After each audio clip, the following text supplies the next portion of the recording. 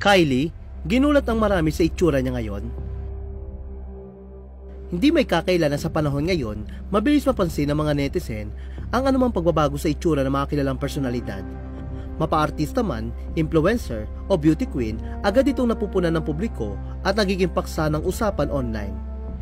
Isa na rito ang dating Miss International 2016 na si Kylie Versosa, na muli naging sentro ng atensyon dahil sa kanyang bagong itsura na tila ibang-iba raw kumpara noon.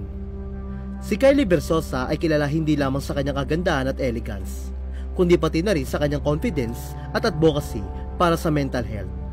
Mula sa pagiging beauty queen hanggang sa pagiging actress, marami ang humahanga sa kanyang grace at professionalism.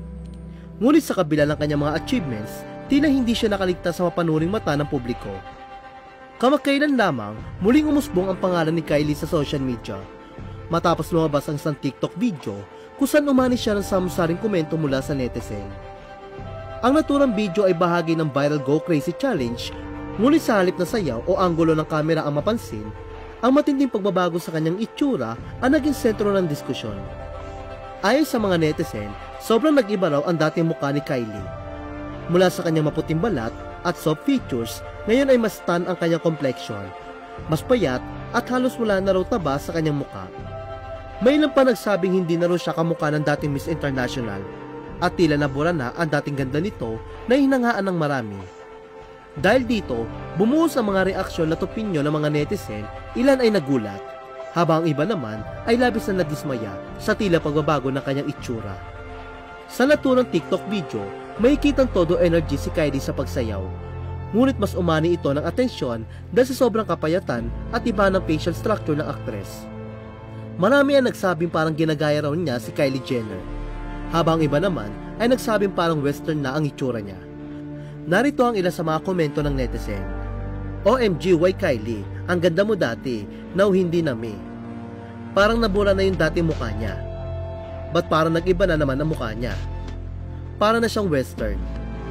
May ilan din nagtatanggol sa kanya na sinasabing makeup o lighting lamang ang dahilan ng pagbabago sa kanyang itsura.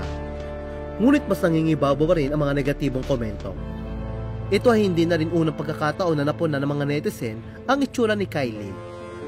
Noong Abril, naging mainit din ang usapan tungkol sa kanyang sobrang kapayatan, matapos mag-post ang Get Ready With Me video para sa Revolve Festival sa California. Maraming netizen noon na nagpahayag ng pagkabahala sa kalusugan ng aktres, at inakusahan pa siya ng pagkakaroon ng eating disorder o dahil sa sobrang payat na katawan. Ngunit agad naman sinagot ni Kylie ang mga isyong ito. Ayon sa kanya, I'm perfectly healthy and happy. I eat healthy and I take very good care of my health. Dagdag pa niya, nakakalungkot daw na marami pa ring Pilipino ang mahilig manghusga ng katawan ng iba imbis na magbigay ng suporta. Ani Kylie, it's sad to see so many Filipinos judging their own.